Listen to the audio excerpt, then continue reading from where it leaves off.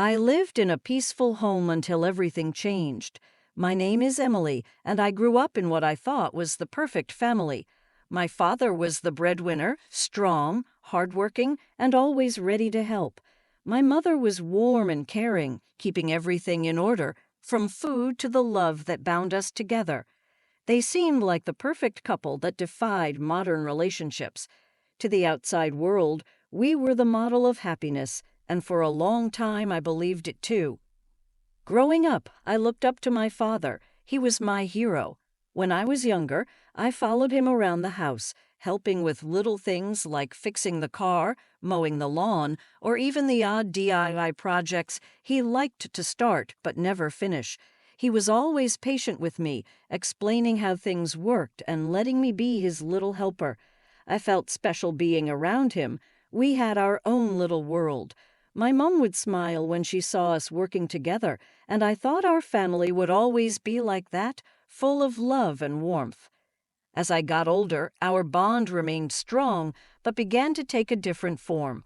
More personal conversations emerged, deeper than the superficial banter we used to exchange.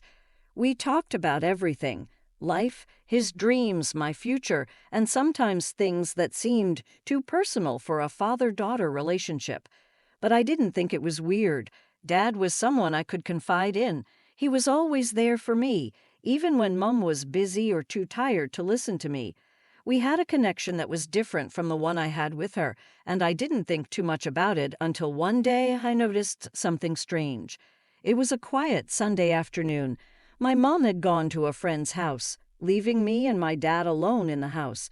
It wasn't unusual. We'd spent time alone before. But that day, something was different. The way he looked at me, the way he smiled when he spoke, as if he saw me as more than just a daughter. At first, I brushed it off, convincing myself that it was just my imagination. After all, Dad had never been all that kind and caring. But as time went on, the little things became more and more. The way he moved my hair out of my face when I spoke to him, the way his hugs lingered a second longer than they should have, the way he seemed to seek my company more and more often. I began to notice these small changes more often. It wasn't overt, and nothing inappropriate was happening, but there was a tension between us that I couldn't explain. It was elusive but undeniable. I started to think that maybe I was overthinking things, maybe I was just imagining a strange new dynamic. But part of me couldn't shake the feeling that something was wrong, and it soon became clear that I wasn't the only one who noticed this change. My mom started acting differently, too. She became more aloof, watching us closely when my dad and I were talking or laughing. She would stand in the doorway and, narrowing her eyes, watch us from afar. Sometimes I noticed her watching us with an expression on her face that I couldn't make out, a mixture of suspicion and sadness. I could see the suspicion growing in her eyes, but I refused to believe anything was wrong. I told myself she was just stressed or tired, but the atmosphere in our house was changing. The once warm and loving atmosphere was becoming tense, filled with unspoken words and long stares. Even though I wanted things to be normal, I felt stuck in the middle of something I didn't understand. As the weeks went by, the tension in our home grew. Mum's distant footsteps turned to cold silence, and Dad seemed to be reaching out to me more and more in ways that were hard to define. It was small, almost imperceptible gestures, like him standing too close when we talked, or finding excuses to be near me even when it wasn't really necessary. He would linger in my room longer than necessary, commenting on my school projects or asking if I needed help with something. It made me feel uncomfortable, but I kept chasing those feelings away. After all, this was my dad. He would never overstep his boundaries, right? One night after dinner, my mom abruptly stood up and announced that she was leaving. It wasn't like her to leave without telling us where she was going, but neither Dad nor I asked any questions. As soon as the door closed behind her, I noticed a change in Dad's demeanor. He looked relieved, almost excited, and suggested we watch a film together. I tried to behave as usual, but there was something about being alone with him that was different, as if there was an invisible line between us that was slowly fading away. As we sat on the couch with a film playing in the background, I could feel his eyes on me, not the way a father usually looks at his daughter, but in a way that made me feel uncomfortable. My heart was racing, though I didn't know why.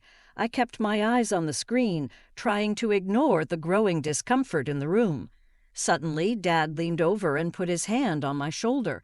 It was a perfectly innocent gesture, but it felt heavy to me. His hand lingered, and I felt the warmth of his touch seep through my skin. I tensed, not knowing how to react. He didn't remove his hand, but turned to me, his face closer than ever before. "Emily," he said in a low, almost hesitant voice, "you know I'm always there for you, right? You can talk to me about anything." I nodded, but my throat constricted. Something about the way he said it didn't feel right. I wanted to believe he was just being supportive, like the father I'd always known, but deep down I wasn't so sure anymore. "Is everything okay?" I asked, hoping to get the conversation back on track.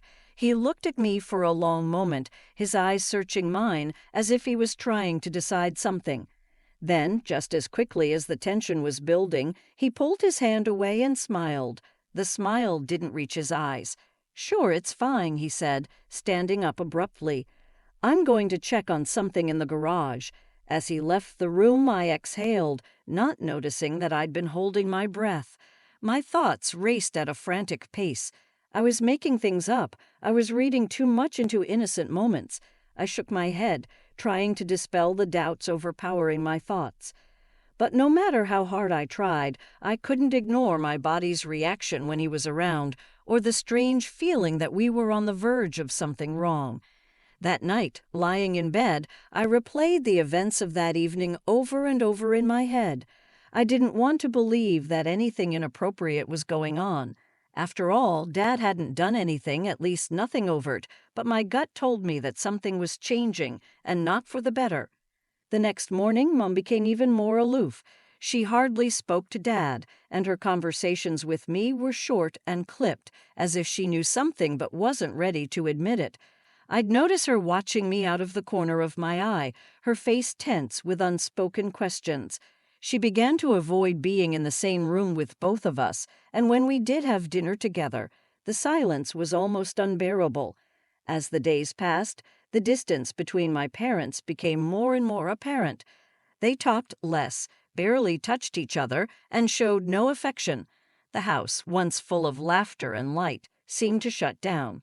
The cracks in their relationship grew wider and wider, and I didn't know how to stop it. One afternoon, Mom came up to me while Dad was at work. Her face was strained with worry, and her voice was uncharacteristically soft. "Emily," she began, hesitating for a moment, "is something going on between you and your dad?" "Anything weird?" I froze. Her question was like a punch to the gut. She was accusing me of something. She thought I was doing something wrong. My brain scrambled, trying to find the right words. "No, Mom, nothing is going on," I said quickly, though I wasn't sure it was the complete truth. Nothing was happening, but something was definitely wrong, and we both knew it. She stared at me for a long time, as if trying to figure out if I was telling the truth. Finally, she sighed and nodded, but the look on her face said she wasn't completely sure. "Well," she said quietly, "I just wanted to make sure." When she left, a heaviness settled in my chest. The cracks in our family were no longer on the surface. They were right there in plain sight, threatening to tear us apart. Deep inside, I couldn't shake the feeling that something terrible was coming. I began to notice more and more things. Dad seemed to be getting bolder and bolder. He would touch my shoulder or press himself against me in a way that made me uncomfortable. It wasn't overt, but the meaning of those gestures seemed to change. And Mom was always there, watching, her eyes full of pain and confusion. I wanted to go back to a time when everything was simple and safe. One night the situation reached a boiling point. The three of us were eating dinner, sitting together at the dining room table. Mom was silent with her eyes tucked into her plate, and Dad was trying to make small talk. I tried to keep the conversation light, to break the tension, but it was no use. The silence was thick, suffocating, and I could feel the weight of everything left unspoken weighing on us. Finally, Mum spoke, her voice trembling. "Emily, why don't you go to your room? I need to talk to your father." Her words were curt, as if she had rehearsed them. I looked at her, then at my father, who had gone pale. He opened his mouth to say something, but no words came out. I nodded and slowly stood up. As I left the room, I heard their voices start to rise, anger and frustration spilling out after weeks of silence. I closed the door behind me, but their words echoed in the walls. "You think I don't see this?" Mum's voice was full of pain and rage. "The way you look at her, the way you act around her. It's not normal, Richard. Something is wrong and you know it." "Linda, you're making this up." My father's voice was defensive, but a note of desperation could be heard in it. "She's our daughter. I would never—" "Don't lie to me. I can see it, Richard. I see the way she looks at you, too. Do you think I'm blind? You think I can't see that there's something wrong in my own house?" I pressed my palms against my ears, trying to ward off their words, but it was impossible. My heart was pounding in my chest, fear and confusion bubbling up inside me. I didn't know what to do, how to make it stop. All I wanted was for things to go back to normal, but I felt like we had crossed the line and there was no going back. The next few days were unbearable. Mum hardly spoke to us, and Dad seemed absorbed in his own thoughts. His eyes hunted. I felt like I was living a nightmare, and each day was worse than the last. The tension was suffocating, and I knew something was going to happen. And then, one night, everything came crashing down. It was late, and I was lying in bed, trying to sleep despite the anxiety twisting my gut. My parents' voice came from the living room, soft but growing louder. I slipped out of bed and tiptoed to my door, opening it just enough to hear them. "You have to leave, Richard." Mum's voice was shaky but determined. "I can't go on like this. I can't live like this." "Linda, please," Dad said pleadingly. "I love you. I love you both. I never meant for any of this to happen." "It's too late," Mum replied, her voice trailing off. "You crossed the line, and I can't forgive that. I need you to leave. For Emily's sake, for my sake. Just go." Tears flooded my eyes and my heart was being torn apart. I knew this was the end. The family I once thought was perfect was falling apart, and there was nothing I could do to stop it. The next morning my father was gone. His things were packed away and the house seemed empty, hollow. Mum didn't say a word about it, and neither did I. We both realized there was no point. The damage had been done, and our lives would never be the same again. I tried to move on, to regain some semblance of normalcy, but it was impossible. The silence between me and Mum was deafening, filled with all the things we couldn't say. I missed my dad no matter what, and I could see the pain in Mum's eyes when she looked at me. We were both broken, and I didn't know if we could ever be whole again. Many years have passed since then, and although the pain has dulled over time, it never completely went away. My parents divorced, and I found myself in the middle of a rift that could never be healed. I've tried to build my own life away from the shadows of that broken home, but every now and then I catch myself remembering those moments, the unspoken tensions, the things we never talked about, and wonder if I could have done things differently.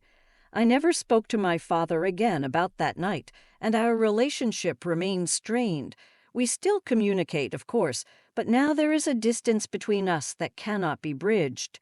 My mom eventually remarried, and although we communicate as equals, there is still a lingering suspicion in our relationship, a sense of betrayal that never goes away. In the end, our family fell apart, not because of a scandalous affair or outright betrayal, but because of a quiet erosion of trust. The boundaries between us blurred, and something was lost in that space, something we can never get back. And therein, perhaps, lies the real tragedy, not the incident that never happened, but the love we couldn't hold on to.